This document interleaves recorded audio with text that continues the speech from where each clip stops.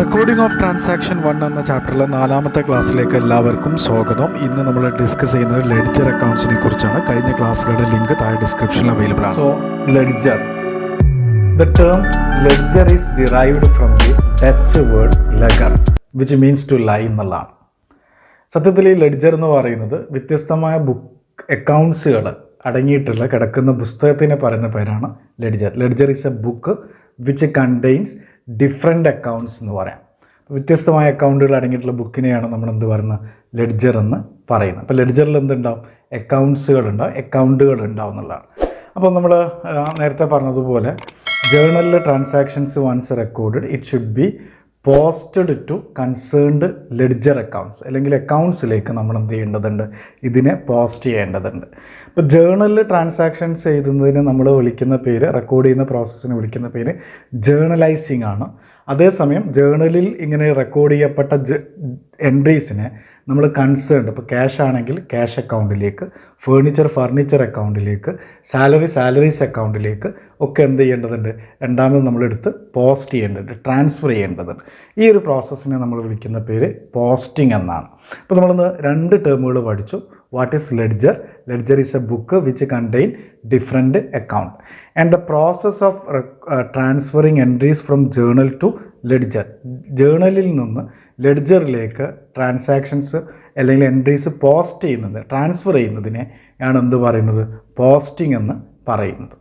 ഇനി എങ്ങനെയാണ് ഒരു അക്കൗണ്ട് വരയ്ക്കുന്നത്, അക്കൗണ്ടിലേക്ക് എങ്ങനെയാണ് ട്രാൻസാക്ഷൻസ് പോസ്റ്റ് ചെയ്യുന്നത് എന്നുള്ളതാണ് ഇനി നമ്മൾ കാണാൻ പോകുന്നത്. ഇനി നമുക്ക് ലെഡ്ജർ അക്കൗണ്ടിൻ്റെ ഫോർമാറ്റ് പഠിക്കാം.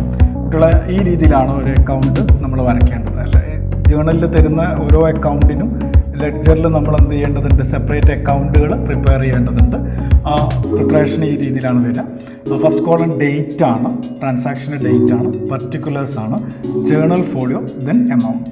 ഇത് നമ്മൾ ഡെബിറ്റ് സൈഡ് എന്നാണ് പറയുന്നത്. ഈ ഒരു ലെഫ്റ്റ് സൈഡാണ് debit. Asset is equal to liabilities plus ക്യാപിറ്റലിൽ നമ്മൾ പറഞ്ഞിട്ടുണ്ടായിരുന്നു debit is equal to credit ആണ്. ഇക്വേഷൻ്റെ ലെഫ്റ്റ് സൈഡ് ഡെബിറ്റിൻ്റെ റെപ്രസെൻറ്റേഷനാണ്. ഇനി റൈറ്റ് സൈഡിൽ വീണ്ടും റിപ്പീറ്റ് ചെയ്യുന്നു, date, particulars, journal folio, amount എന്ന് പറഞ്ഞിട്ട് കൊടുക്കുന്നു. അപ്പോൾ ഈ ഒരു ഫോർമാറ്റ് നമ്മൾ പഠിക്കാം. ഇവിടെ ജേർണൽ ഫോളിയോ എന്ന് പറഞ്ഞാൽ ജസ്റ്റ് ഷോ വർക്കാണ്. നമ്മൾ ജേർണലിൻ്റെ റെഫറൻസ് ആണ് ഇവിടെ കൊടുക്കുന്നത്.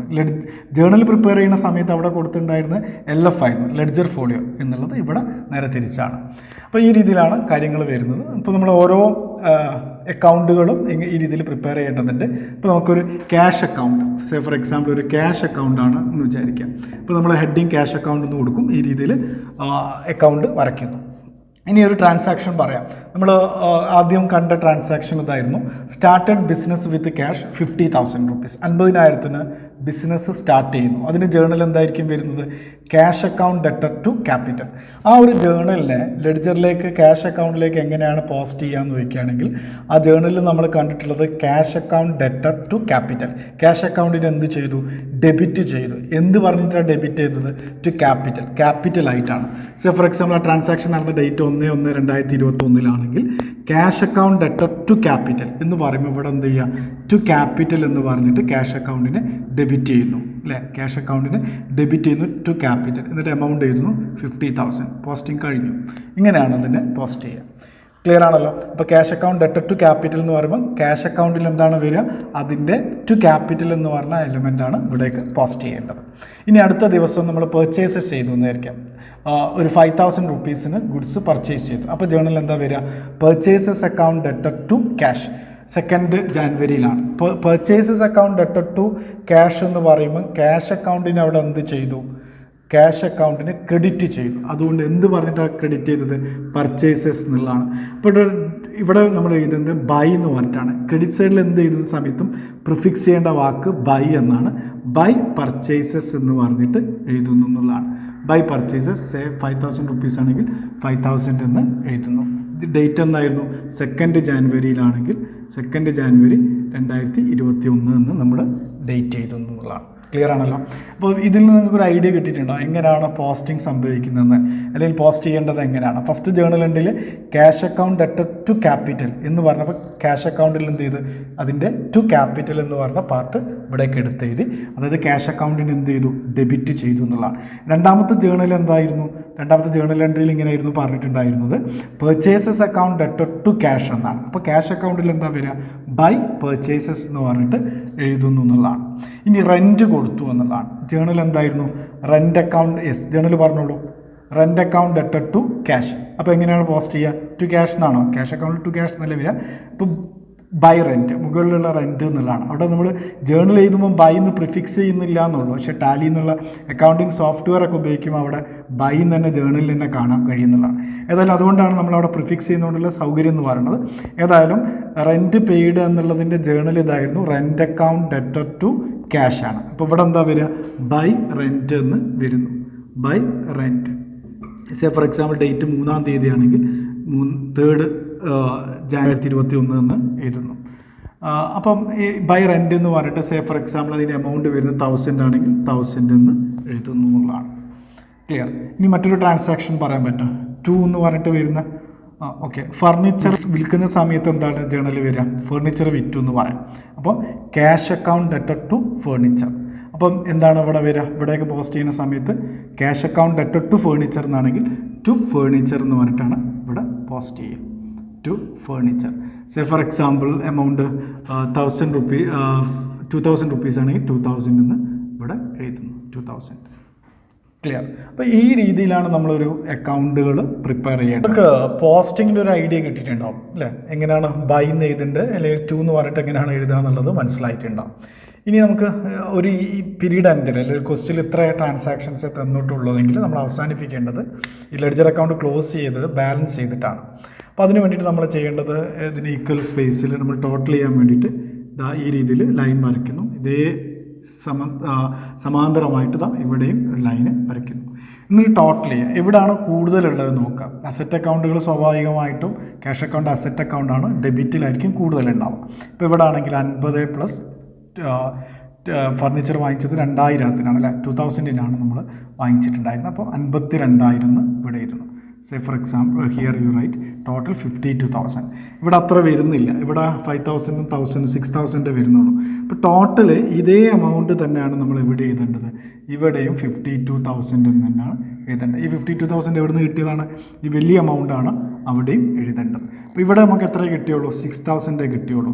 അപ്പോൾ എത്ര അതിൻ്റെ ഡിഫറൻസ് എത്രയാണ്, ബാലൻസ് എത്രയാണുള്ളത്, 46,000 ഡെബിറ്റ് ബാലൻസ് കാണിക്കുന്നു എന്നുള്ളതാണ്. 46,000 എങ്ങനെയാണ് എനിക്ക് 46,000 കിട്ടിയിട്ടുള്ളത്, ഈ 52,000 മൈനസ് 6,000 ആണ്, അവിടെ 46,000 ആണ്. ഈ 46,000 ഞാനിവിടെ ഈ സ്പേസ് വിട്ടിട്ട് ഈ എമൗണ്ടിന് നേരെ എഴുതുന്നത് ബൈ. ഇവിടെ ക്രെഡിറ്റ് സൈഡിൽ എന്ത് തന്നെ എഴുതുകയാണെങ്കിലും നമ്മൾ എന്താ പറയുക, ബൈ എന്ന് പറഞ്ഞിട്ടാണ് പ്രിഫിക്സ് ചെയ്യേണ്ടത്. By balance carry down, carry forward, next ഇയറിലേക്ക് നമ്മൾ ക്യാരി ഫോർവേഡ് ചെയ്യുന്നതാണ് കാണിക്കുന്നത് 46,000. ഇതിനെയാണ് ബാലൻസിങ് എന്ന് പറയുന്നത്. ഐഡിയ മനസ്സിലായിട്ടുണ്ടാവുമെന്ന് വിചാരിക്കുന്നു. എങ്ങനെയാണ് ടോട്ടൽ ആൻഡ് ബാലൻസിങ് ഒന്നുകൂടി നോക്കാം. കൂടുതലുള്ള എമൗണ്ട് സ്വാഭാവികമായിട്ടും അസറ്റ് അക്കൗണ്ടുകൾ ഡെബിറ്റ് ബാലൻസുകളാണ് കാണിക്കുക, ക്യാപിറ്റലും ലയബിലിറ്റിയൊക്കെ ക്രെഡിറ്റ് ബാലൻസുകളായിരിക്കും, അവിടെ ആയിരിക്കും കൂടുതലുണ്ടാവും. അപ്പോൾ ഇതൊരു അസറ്റ് അക്കൗണ്ട് ആയതുകൊണ്ട് ഇവിടെ ടോട്ടൽ ചെയ്യുമ്പോൾ 52,000 ഇവിടെ കൂടുതലുണ്ട്. ഈ എമൗണ്ട് തന്നെയാണ് ഇവിടെ എഴുതുന്നത്. അപ്പോൾ ഷോർട്ടാണ്, ക്രെഡിറ്റ് സൈഡിൽ ഷോർട്ടാണ്. എത്ര ഷോർട്ട് ഉണ്ടെന്ന് നോക്കിയാൽ 46,000 ഷോർട്ടാണുള്ളത്. അപ്പോൾ നമ്മളിവിടെ ബൈ ബാലൻസ് ക്യാരി ഡൗൺ എന്ന് എഴുതുന്നു 46,000. ഇപ്പോൾ ഇത് ടോട്ടൽ ചെയ്താൽ 52,000 നമുക്ക് കിട്ടും. അപ്പോൾ ഈ അക്കൗണ്ട് എന്ത് ബാലൻസാണ് കാണിക്കുന്നത് നോക്കിയാണ്, ഡെബിറ്റ് ബാലൻസ് ആണ് കാണിക്കുക.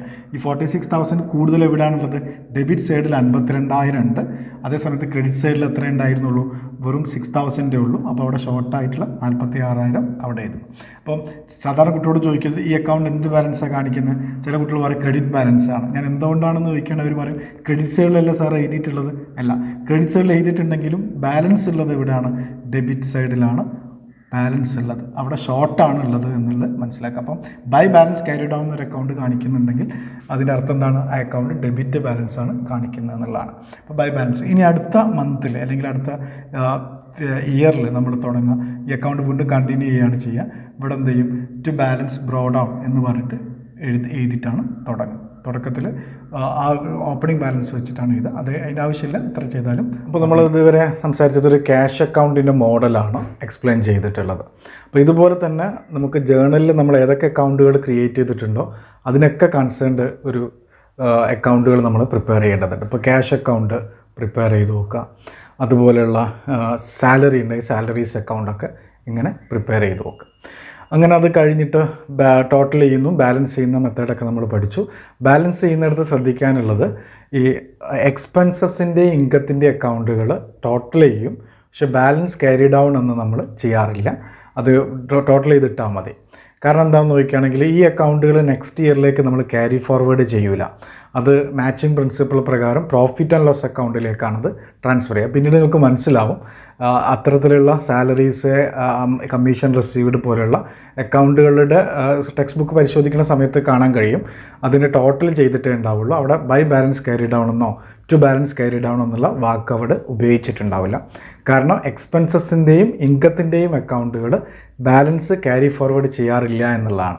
അതേസമയത്ത് പേഴ്സണൽ ക്യാപിറ്റൽ അക്കൗണ്ട്, മറ്റ് വ്യക്തികളുടെ അക്കൗണ്ടുകൾ, പേഴ്സണൽ അക്കൗണ്ടുകൾ, ഇതൊക്കെ എന്ത് ചെയ്തിട്ടുണ്ടാകും, ബാലൻസ് എഴുതിയിട്ടുണ്ട്. അപ്പോൾ ടെക്സ്റ്റ് ബുക്ക് നിർബന്ധമായിട്ടും നിങ്ങൾ നോക്കണം.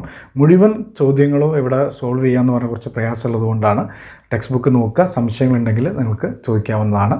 അപ്പോൾ ഇത്രയാണ് ലെഡ്ജർ അക്കൗണ്ടിൻ്റെ അല്ലെങ്കിൽ അക്കൗണ്ടിൻ്റെ. ഇനി നമുക്ക് ജേണലും ലെഡ്ജറും തമ്മിലുള്ള പ്രധാനപ്പെട്ട വ്യത്യാസങ്ങൾ നോക്കാം. ഒന്നാമത്തെ വ്യത്യാസമായിട്ട് അതിൻ്റെ മീനിങ് തന്നെ, രണ്ടിൻ്റെ മീനിങ് നമുക്ക് എഴുതാമെന്നുള്ളതാണ്.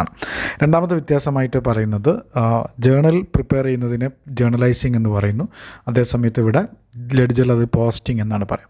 മൂന്നാമത്തെ ഡിഫറൻസ് ആയിട്ട് പറയുന്നത് journal is a book of original എൻട്രിയാണ്, ഇത് സെക്കൻഡ് എൻട്രി ആണെന്ന് പറയാം. ഒന്നാമതായിട്ട് journal is a book of chronological റെക്കോർഡാണ്. ട്രാൻസാക്ഷൻ നടക്കുന്നതനുസരിച്ചാണ് അത് ജേണലിൽ റെക്കോർഡ് ചെയ്യുന്നത്. അതേസമയത്ത് ലെഡ്ജർ എന്ന് പറയുന്നത് അനലിറ്റിക്കൽ റെക്കോർഡാണ്, ക്ലാസിഫൈഡ് ആയിട്ടാണ് ലെഡ്ജറിൽ ട്രാൻസാക്ഷൻ റെക്കോർഡ് ചെയ്യുന്നത്. ഇന്ന് വളരെ പ്രധാനപ്പെട്ട ഒരു പ്രോസസ്സാണ് നമ്മൾ പഠിച്ചിട്ടുള്ളത്. പോസ്റ്റിംഗ് എന്താണ്, എങ്ങനെയാണ് അക്കൗണ്ടുകൾ ലെഡ്ജറിൽ വരയ്ക്കുന്നത് എന്നുള്ളതൊക്കെയാണ് നമ്മൾ പഠിച്ചിട്ടുള്ളത്. അപ്പം നന്നായിട്ട് പ്രോബ്ലംസ് ചെയ്തു നോക്കുക, ടെക്സ്റ്റ് ബുക്കിൻ്റെ സഹായത്തോടുകൂടി പഠിക്കാൻ വേണ്ടി ശ്രമിക്കുക. അപ്പോൾ അടുത്ത ക്ലാസ്സിൽ കാണാമെന്ന പ്രതീക്ഷയോടുകൂടി thanks for watching. Thank you all.